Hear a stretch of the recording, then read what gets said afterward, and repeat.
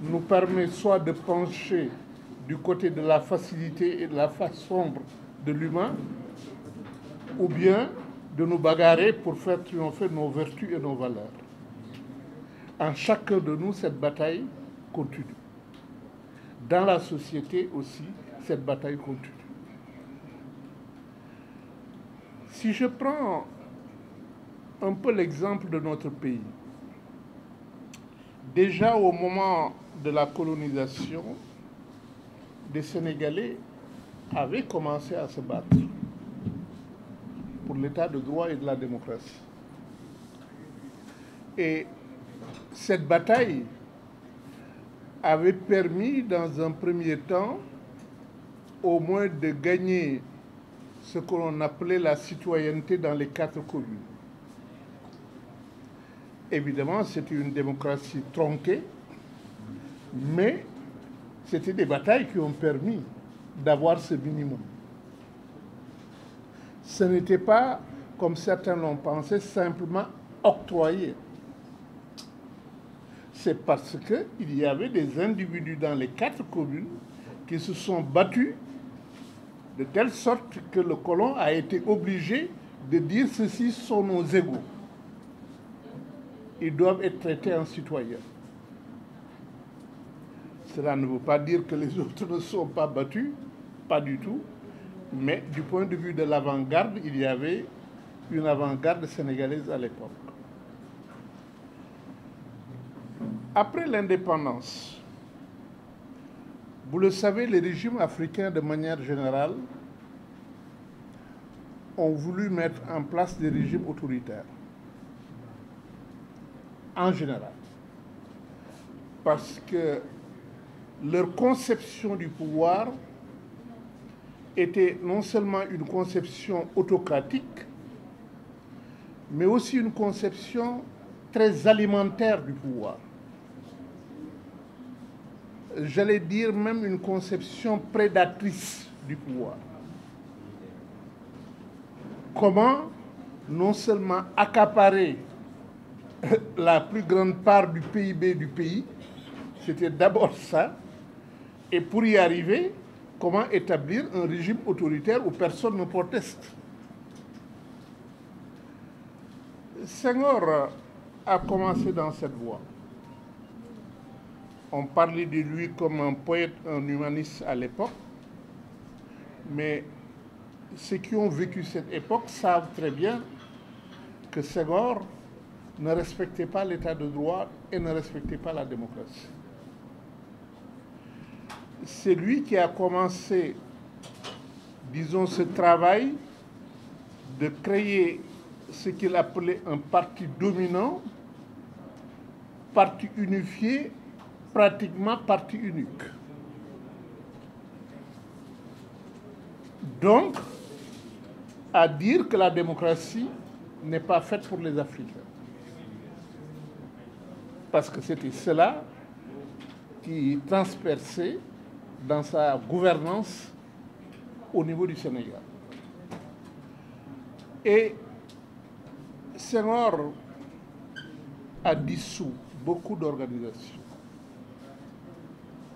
Des organisations politiques, comme le PAI, mais aussi des organisations syndicales, on l'oublie, beaucoup d'organisations syndicales, que ce soit des organisations estudiantines ou des organisations de travailleurs. Il voulait vraiment faire le vide en ce qui concerne tout contre-pouvoir. Et c'est là où commence la négation de l'état de droit, lorsqu'on veut éliminer tout contre-pouvoir.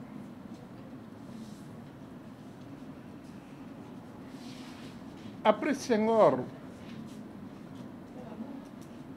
il y a eu Abdou Diouf, qui certes ne s'est pas orienté dans la voie de la dissolution des organisations, mais également a eu à développer la répression contre les organisations démocratiques. Et nous en avons subi beaucoup à l'époque en tant qu'organisation syndicale. Abdoulaye Wade a prétendument défendu la démocratie et l'état de droit, mais en réalité, il a mis à terre cet état de droit. Parce qu'il a été le président qui a commencé à dire « Je peux tout faire sans rendre de compte à personne », publiquement. Ce qui veut dire que pour lui, l'état de droit n'existe pas. La démocratie non plus. Parce que la démocratie, c'est une délégation de pouvoir par le peuple. Et on a toujours des comptes à rendre au peuple.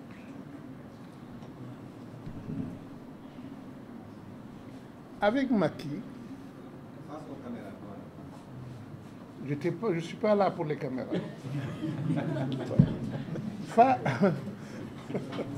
Par rapport à Macky Sall, nous assistons à ce qu'un ami appelle le crépuscule de la démocratie. Nous avons un recul absolument inimaginable. Personne n'aurait pensé aujourd'hui qu'au Sénégal, on reviendrait au temps où on est en train de dissoudre des partis politiques. Parce que ça, c'était pratiquement dans la première époque de notre indépendance. On ne pensait pas qu'on allait revenir aujourd'hui à ça. Personne ne pouvait penser qu'au Sénégal, on remplirait les prisons d'hommes et de femmes politiques. Personne ne pouvait penser cela. Personne ne pouvait penser que le droit de manifester, reconnu par la Constitution, de manifester de façon statique ou de façon mobile, que ce droit-là allait être suspendu pratiquement pendant longtemps. Je dis suspendu parce que je ne comprends pas qu'on puisse prendre un arrêté qui date du temps d'Abdoulaye Wade pour opposer à chaque fois, à chaque manifestation, que ce n'est pas possible à cause de cet arrêté-là. Mais il faut voir l'autre face. L'autre face, c'est la lutte du peuple sénégalais. Qu'est-ce qui s'est passé quand Senghor a dissous les organisations politiques et syndicales? Les forces progressistes n'ont pas arrêté leur lutte. La lutte s'est poursuivie dans la clandestinité et à travers les organisations démocratiques. Et cette lutte a été féroce. Et elle a permis de retrouver les libertés qui étaient perdues. Déjà, Senghor, sous la pression des forces démocratiques, a été obligé de dire que maintenant, j'ouvre un multipartisme, mais un multipartisme limité à 4 courants, 3 et puis 4. Mais c'était déjà une victoire. Par rapport au parti unique, c'était une victoire. Et c'était des gains importants. Malgré tout, les forces politiques ont dit « cela ne suffit pas. Nous ne pouvons pas entrer dans ce que Senghor a tracé, la loi des 4 courants. Nous allons continuer notre bataille pour un pluralisme plus large. Parce que ce n'est pas à Senghor de dire à chacun « vous, vous serez ceci, vous serez cela, vous serez ceci. Moi, je suis socialiste, mais vous serez démocrate libéral, celui-là sera conservateur, celui-là sera marxiste. » Les gens ont refusé, ont dit qu'il n'est pas question. Et les forces démocratiques ont continué leur lutte. Et lorsque Abdou Diouf a succédé à Senghor, il a été donc obligé d'ouvrir avec un multipartisme intégral. Cela veut dire que Ce que Senghor avait essayé d'enterrer, le multipartisme, les forces progressistes l'ont reconquise par leur but. Ce n'est pas tout. Regardez du côté des organisations syndicales et démocratiques. À l'époque, il y avait d'abord le CES qui a été une fusion. Le CES, c'est le syndicat des enseignants du Sénégal, qui était une fusion entre le SUEL, le syndicat des enseignants du primaire, et le SPAS, le syndicat des professeurs. Et en 1971, compte tenu de la lutte du CES et de l'UNTS, Senghor a décidé de dissoudre les deux. La centrale a été dissoute et le syndicat des enseignants a été dissous. Personnellement, je suis entré dans le mouvement syndical à ce moment-là.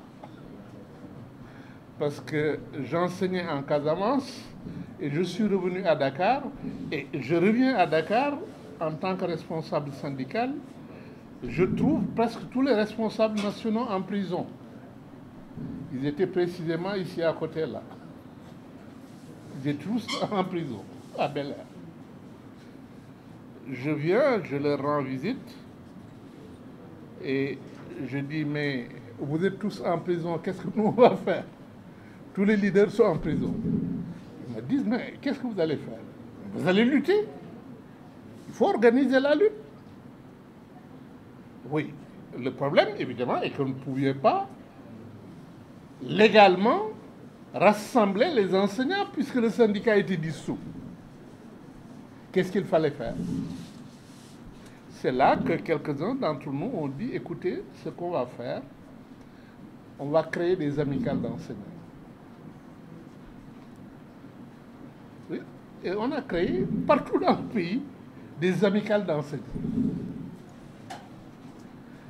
qui ont servi donc de cadre maintenant pour réfléchir sur comment s'organiser et comment poursuivre la lutte. Et ce sont ces amicales qui ont permis en 1975 de reconstituer le mouvement syndical avec le Sud-Est. C'est sur cette base qu'on a reconstitué le mouvement syndical.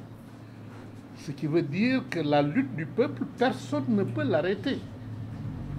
Mais il faut trouver à chaque fois quelles sont les formes adaptées pour pouvoir, dans le contexte, poursuivre la lutte.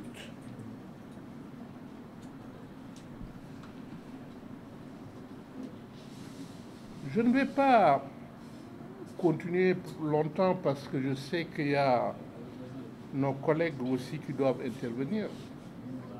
Ce que je retiens de tout ce que je viens de dire, c'est que le combat pour l'état de droit et la démocratie, pour les libertés, et notamment la liberté d'expression, la liberté d'association, ces libertés qui sont des libertés fondamentales,